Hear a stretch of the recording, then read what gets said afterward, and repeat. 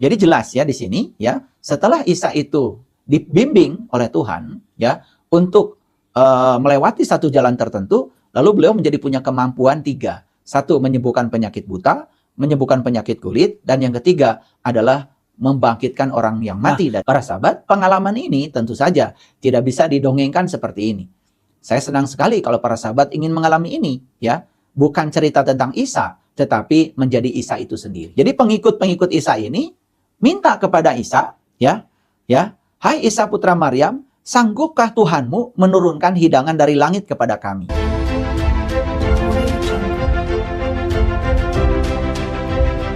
Dan nikmat ini tidak bisa dijelaskan, karena nikmat ini hanya bisa dirasakan oleh mereka yang sudah berhasil merasakannya. Oleh karena itu, saya tidak mungkin menjelaskan tentang nikmat ini. Yang jelas, ya, yang namanya Bani Israel, orang yang berjalan menuju Tuhan, dalam perjalanan menuju Tuhan itu, mereka akan mendapati satu pengalaman. Pengalaman tentu saja kebersamaan dengan Tuhan. Nah, itulah sesungguhnya nikmat secara umum. Masih dalam wujud kata-kata, tetapi yang sesungguhnya para sahabat harus bisa mengalaminya sendiri. Nah, inilah sebetulnya yang akan saya sampaikan petanya. Kemudian selanjutnya, masih di Quran Surat Al-Maidah 110, ingatlah nikmatku kepadamu dan kepada ibumu. Jadi kita juga tahu ya, kalau ibunya Nabi Isa itu adalah Siti Maryam. Ya. Ini secara khusus tentang ibu dan anak. Kalau kita mau mengekstrapolasi secara lanjut, sebenarnya ibu itu kan lambang dari jasmania.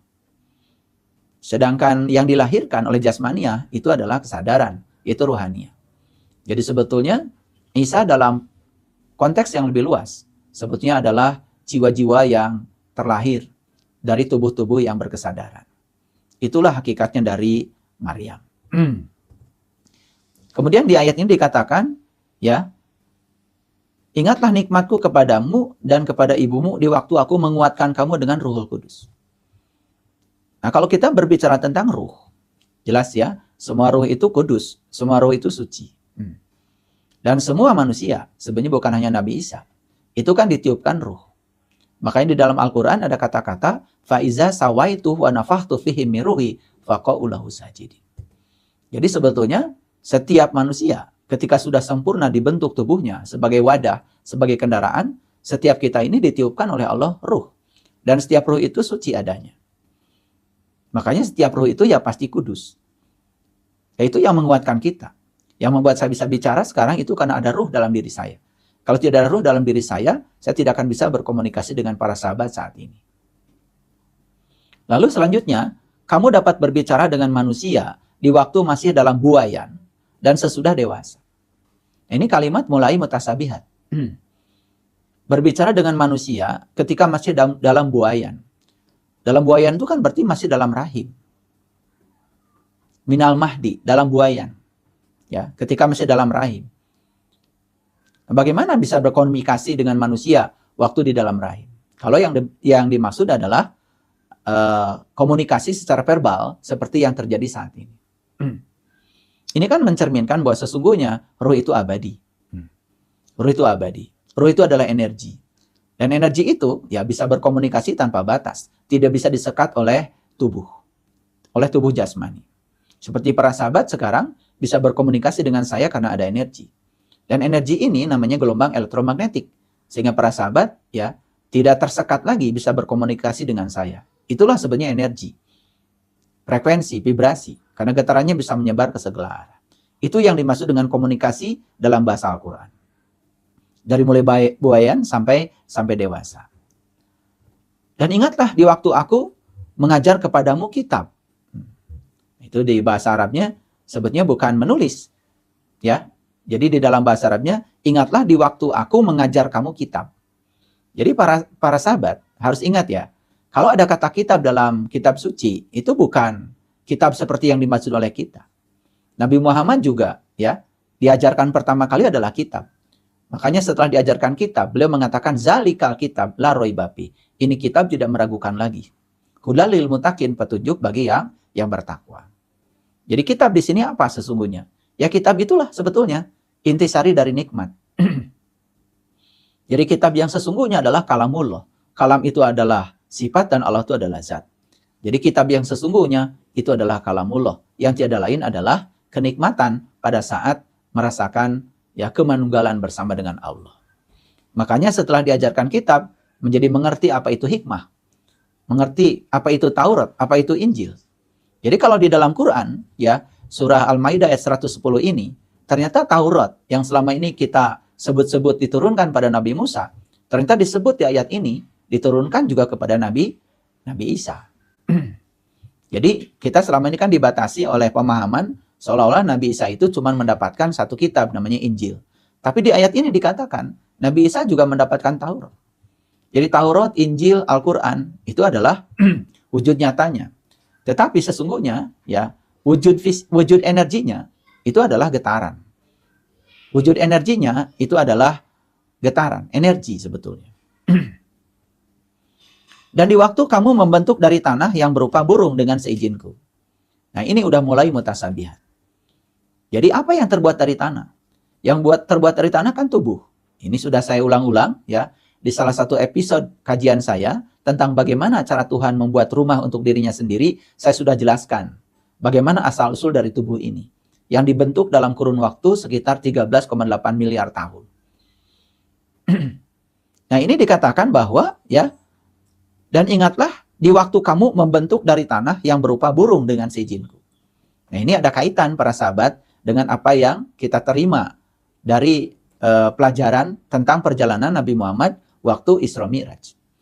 Waktu beliau Isra Mi'raj kan menggunakan kendaraan. Kendaraannya disebut buruk. Dalam Al-Quran jelas sekali disebut burung. Nah, jadi kalau leluhur kita di Nusantara ini ya mengenal burung, namanya burung Garuda. Itu menjadi lambang negara kita. Kalau leluhur kami di tanah Parahyangan mengenal burung namanya manuk dadali. Jadi sebetulnya ini ada irisan sebetulnya. Ada irisan. Jadi Nabi Isa juga disuruh untuk membentuk menjadi burung. Apa yang dibentuk menjadi burung? Nah, sesuatu yang berasal dari tanah. Berarti kan sesungguhnya ya tubuh manusia itu pada dasarnya itu adalah kendaraan yang bisa ya terbang, tapi bukan terbang dalam pengertian fisik, tapi terbang dalam pengertian ruhania. Jadi tubuh manusia ini bisa memperjalankan setiap jiwa manusia menuju puncak kesadaran yang ada pada diri manusia. Dan itu kendaraannya ada pada diri manusia. Nah, ini adalah peta jalan para sahabat. Peta jalan untuk kembali. Nah, setelah dibentuk menjadi burung dengan seizinku, kemudian kamu meniup kepadanya. Jadi diberi energi. Burung itu ditiup. Diberi energi. Dari mana energinya? Tentu saja energinya dari sumber energi.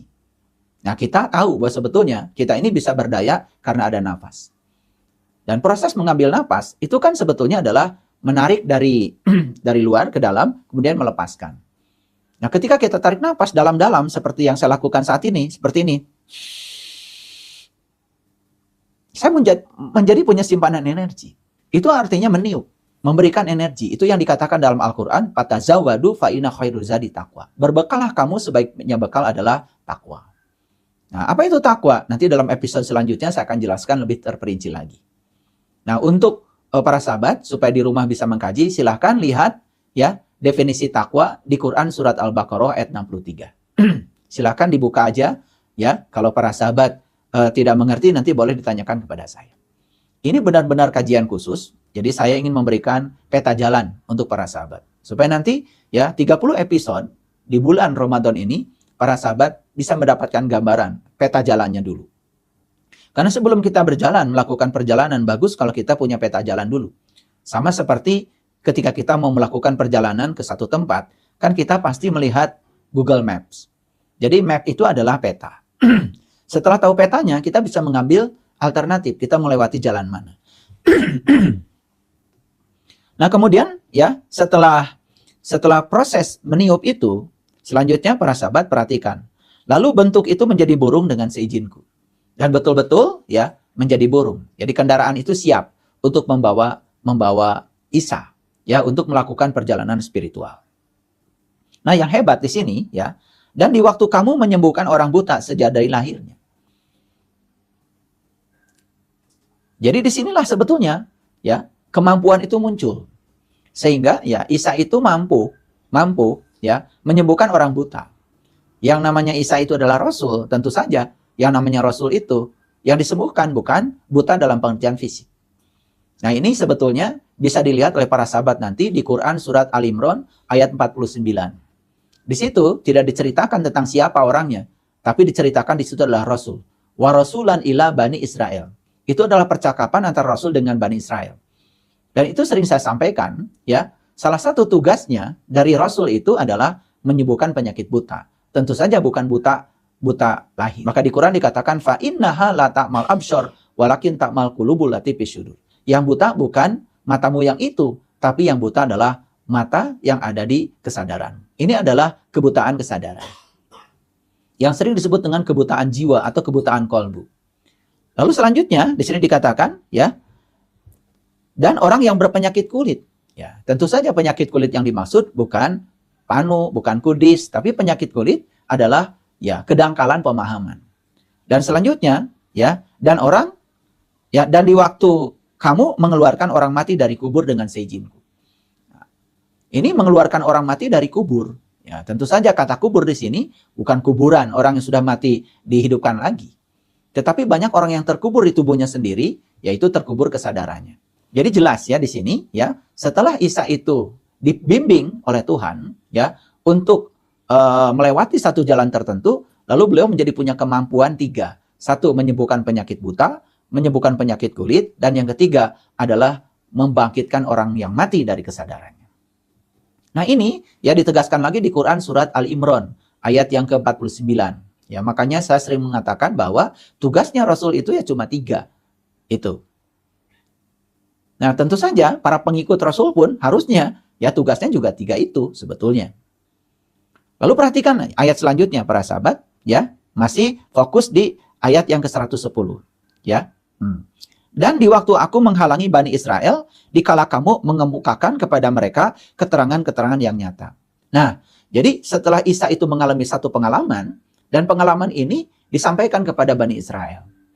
Tapi apa yang terjadi saat itu, ya, pengalaman yang nyata ini, nyata secara spiritual, ya, maka orang-orang yang tertutup, di sini dikatakan, lalu orang-orang yang kafir, yang tertutup, yang belum tahu dan kenal, yang belum mengalami, tentu saja tidak setuju. Dan mereka berkata, ini tiada lain melainkan sihir yang nyata.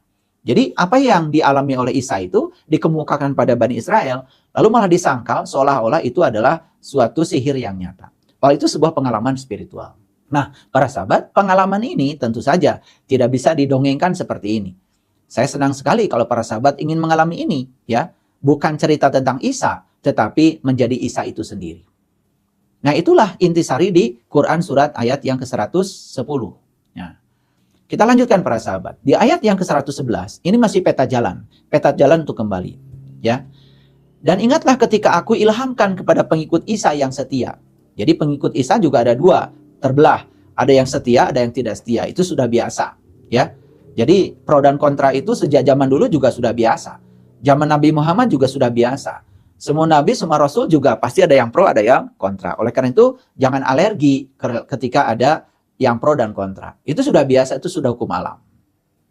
Dan ingatlah ketika aku ilhamkan kepada pengikut Isa yang setia. Apa katanya? Berimanlah kamu kepadaku dan kepada Rasulku.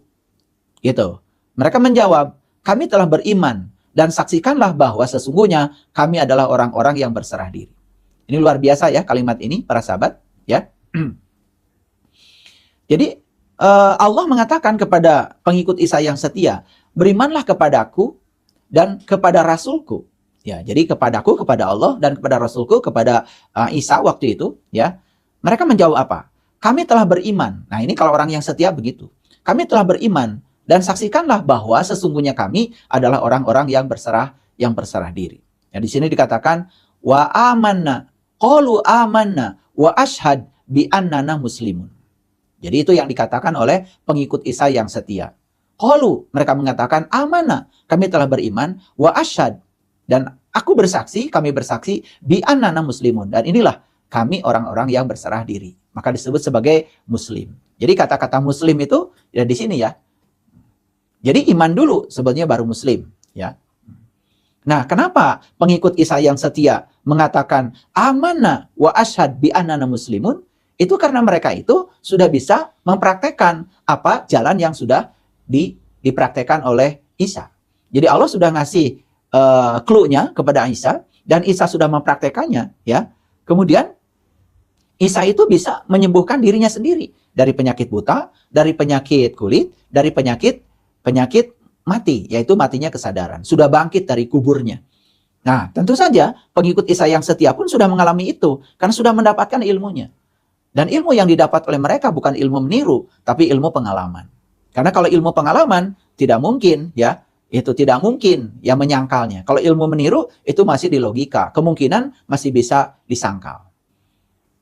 Itu yang disampaikan di ayat yang ke-111.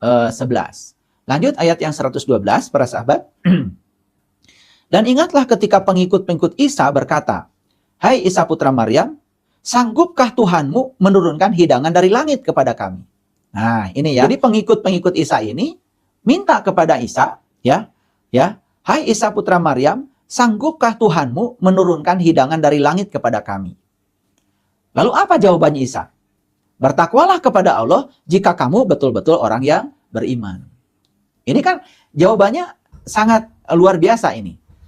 Sementara pengikut Isa mengatakan, ya, "Sanggupkah Tuhanmu menurunkan hidangan dari langit kepada kami?"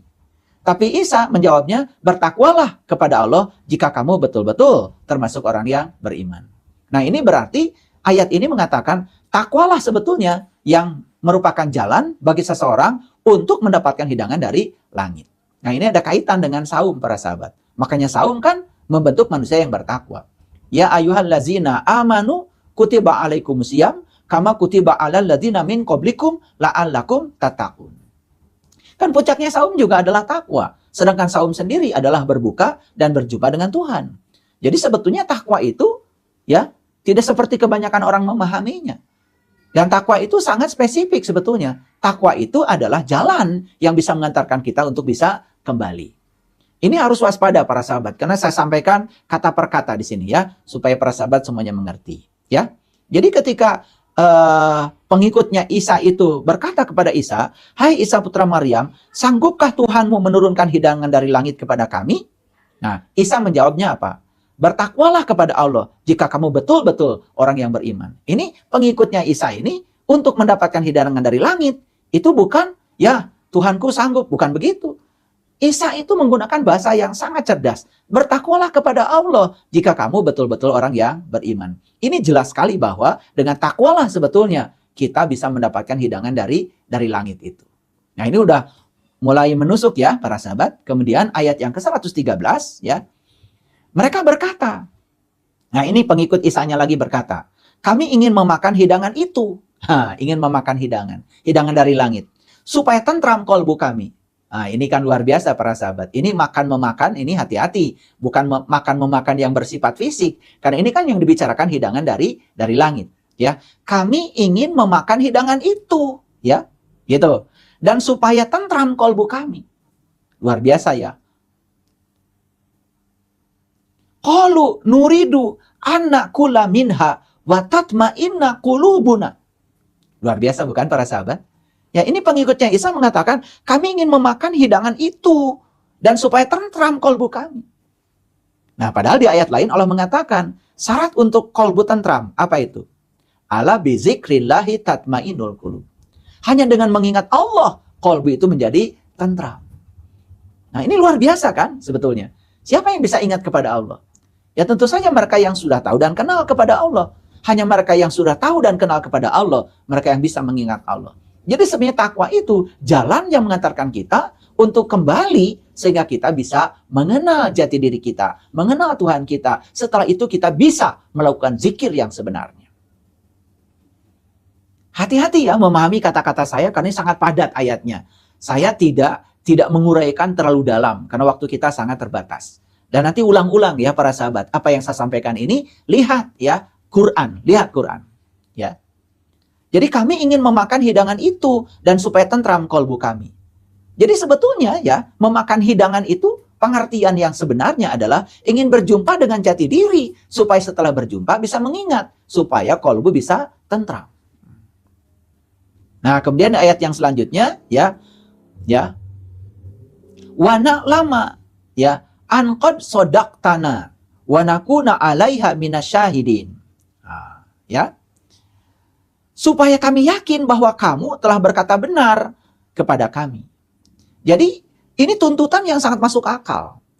Jadi umatnya Isa yang setia itu ya minta kepada Isa ya tolong sampaikan kepada Tuhanmu ya agar Tuhanmu menurunkan hidangan dari langit ya karena kami ingin memakan hidangan itu supaya tentram kolbu kami.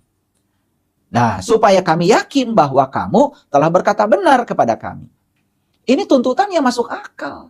Jadi ini tuntutan bahwa umatnya Isa ingin mengalami apa yang dialami oleh Isa. Dan ini terjadi juga para sahabat pada umatnya Musa. Ketika umatnya Musa disuruh beriman kepada Tuhannya Musa, mereka mengatakan hal yang sama. Kami akan beriman kepada Tuhanmu Musa kalau kami bisa menyaksikan Tuhanmu itu. Itu diabadikan dalam Quran surat Al-Baqarah. Nah, dan kami menjadi orang-orang yang menyaksikan hidangan itu. Nah, ini ada dua kata para sahabat. Yang pertama di sini ingin memakan hidangan, yang kedua ingin menyaksikan hidangan. Jadi kata memakan hidangan dengan menyaksikan hidangan ini sebetulnya ini adalah sinonim. Justru dengan menyaksikan hidangan itu, maka si kolbu itu mendapatkan nutrisi. Dengan cara menyaksikan hidangan itu, kolbu mendapatkan nutrisi sehingga kolbunya itu bisa menjadi sehat. Nah itulah dalam Quran surat Ar-Rahman dikatakan bahwa Allah itu menciptakan dua matahari. Satu matahari jasmani, satu matahari ruhani. Satu nutrisi buat jasmani, satu lagi nutrisi buat ruhani. Jadi begitu luasnya para sahabat ya, kitab suci Al-Quran. Inilah yang disebut dengan tadarus. Tadarus itu bukan mengulang-ulang, ya membaca, ya memperbaiki bacaan yang kita sendiri tidak mengerti. Tidak mendapatkan esensinya. Tidak mendapatkan apa-apa dari bacaan itu. Jadi tadarus itu sebetulnya membuat kita menjadi cerdas ketika sudah membaca ayat-ayat Al-Quran. Jadi puncaknya adalah ya, dan kami menjadi orang-orang yang menyaksikan hidangan itu. Lalu di ayat yang ke-114 ya, ini sering saya sampaikan, ayatnya berbunyi qala Isa bin Maryam Allahumma rabbana anzil alaina ma'idatan minas sama'i takunu lana id. Inilah muncul kata id para sahabat. Ya, Isa putra Maryam berdoa, ya Tuhan kami, turunkanlah kiranya ya kepada kami suatu hidangan dari langit. Ini Isa berdoa seperti ini atas permintaan pengikutnya yang setia. Karena pengikut yang setia ini ingin mengimani apa yang disampaikan oleh Isa, ingin mengalami, ingin menikmati, ingin memakan, ingin menyaksikan hidangan dari langit itu. Lalu Isa kemudian berdoa, Allahumma rabbana anzil alaina ma'idatan minas sama'i takunu lana id. Di sini ya. Jadi ya Tuhan kami, turunkanlah kiranya kepada kami suatu hidangan dari langit yang akan menjadi hari raya bagi kami. Nah, makanya id itu diterjemahkan hari raya, diterjemahkan juga sebagai kembali. Karena apa? Karena hari raya ini itu berulang-ulang. Jadi turunnya hidangan dari langit ini berulang-ulang para sahabat. Berulang-ulang ya. Maka di Quran dikatakan wasabbihu bukratan wa asila. Kamu harus bersuci itu pagi dan petang. Berarti ini pengulangan sebetulnya, pengulangan. Nah, makanya siapapun yang sudah ketiban hidangan dari langit berulang-ulang dalam proses repetisi, maka disitulah sebenarnya dia akan mendapatkan keteguhan batin. Dan ternyata keteguhan batin itu adalah repetisi, adalah pengulangan. Makanya kembali di sini ya pengulangan sebetulnya. Oke, saya teruskan ya. Ya Tuhan kami, turunkanlah kiranya kepada kami suatu hidangan dari langit yang akan menjadi hari raya bagi kami, yaitu orang-orang yang bersama kami dan yang datang sesudah kami, dan menjadi tanda Engkau. Ya. Nah, ternyata turunnya hidangan ini menjadi tanda Engkau. Ini perhatikan ayatnya para sahabat, ya. Ya.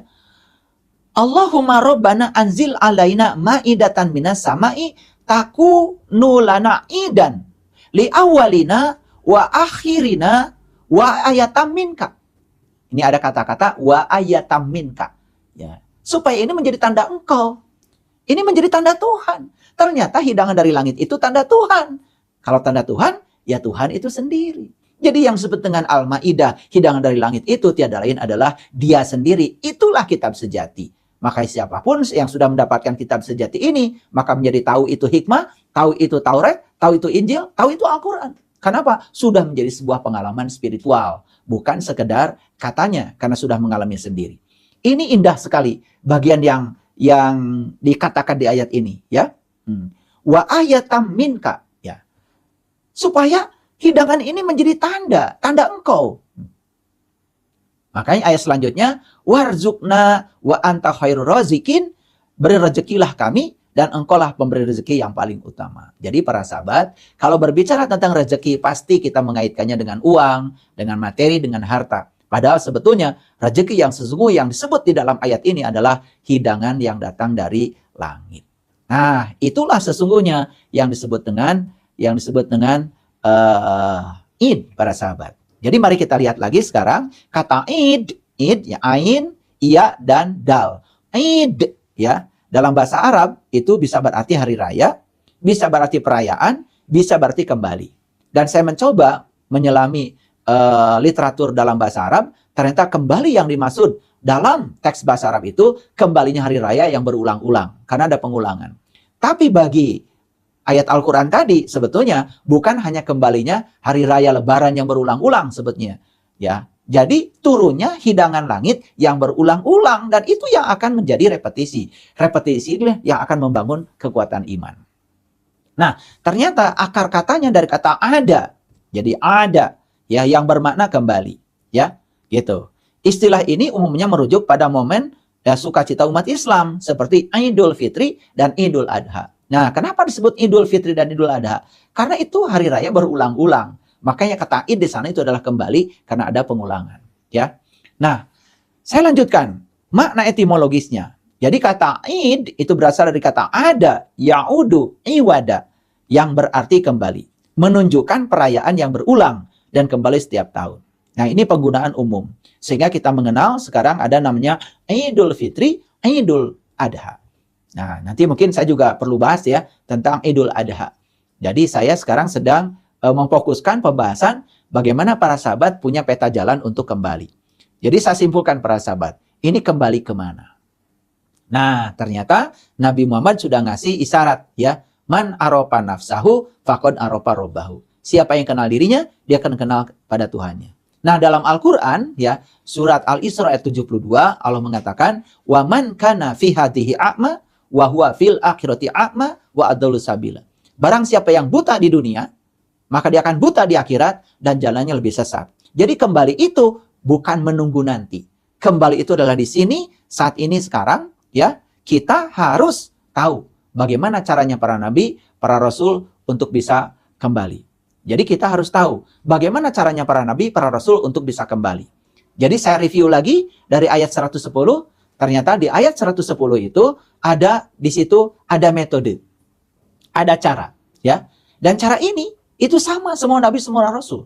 Makanya simbolisasi tentang perjalanan Isra Mi'rajnya Nabi Muhammad juga ada buruk, ada burung. Ternyata Isa pun di Quran surat Al-Maidah ayat 110 ya, disuruh membentuk burung. Jadi ini sebenarnya ada kesamaan, ada irisan, ya. Nah, untuk sembuhnya dari penyakit buta, penyakit kulit, dan penyakit kematian kesadaran itu, ada caranya ternyata, ada petanya para sahabat. Nah, cara ini yang harus dicari oleh para sahabat. Kan saya sebetulnya sekarang hanya menjelaskan peta jalan. Yang namanya peta jalan, saya tidak memberikan temuannya, tapi diberikan petanya. Silahkan para sahabat mencarinya. Dan saya sudah membukakan peta jalan ini di Quran surat Al-Maidah ayat 110, 111, 112, 113 sampai ke ayat 114. Jadi saya sudah memberikan petanya yang lengkap, silakan dibaca berulang-ulang ya. Ini bukan untuk diperdebatkan, tetapi untuk diselami. Begitu hebatnya cinta kasih Allah sudah memberikan peta jalan bagi kita untuk mencapai kembali yang sesungguhnya, kembali bisa menyantap hidangan dari langit berulang-ulang, dan itulah hari raya yang sebenarnya. Itulah para sahabat, peta jalan untuk para sahabat bisa kembali. Nah, di episode yang kedua, nanti saya akan berbicara tentang bagaimana kita bisa mendapatkan peta jalan untuk memperoleh kemenangan.